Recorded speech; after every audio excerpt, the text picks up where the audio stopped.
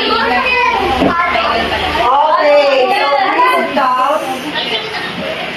Oh, may 10 minutes na lang. Bigyan na natin ito, ha? Okay, we're going to elect our classroom officers. Classroom 5 classroom officers. So, we have here, nakasulat na, ready na yung mga i-elect natin. If you're going to nominate, ito po yung sasabihin nyo, ha? I respectfully nominate. O, babasahin na lang kung hindi ma-memorize. Okay po? I respectfully nominate. Sino yung tao? Ano? I respectfully nominate Petra for president. O, example lang yung si Petra. I respectfully nominate Pedro for president. Pedro Pedro for president. Okay? Kapag nakatatlo na tayo ng nomination or dalawa, huwag naman mag-apat para mabilis lang tayo. Tatlo na yung pamimilian. Pero tatlo i-nominate nyo para maging kung anong position. And then, kapag natapos na, hello! Kapag nakatatlo na, sabihin nyo, I move, ito yung mga sasabihin niya, I move that the nomination be closed. I-close na kasi tama na yung nomination, tatlo lang. And sasagot na yung lahat, I second the motion. Okay po? I second the motion. Ready na? Okay. Who wants to nominate for president of 5 classroom officers? Raise your hands if you want to nominate.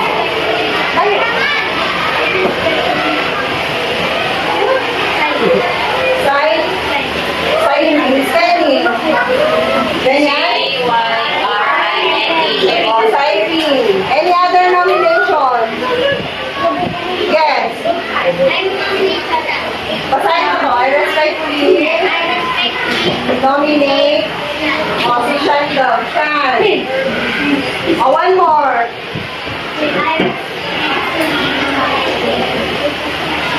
Meron na si Shan. Meron pa ba?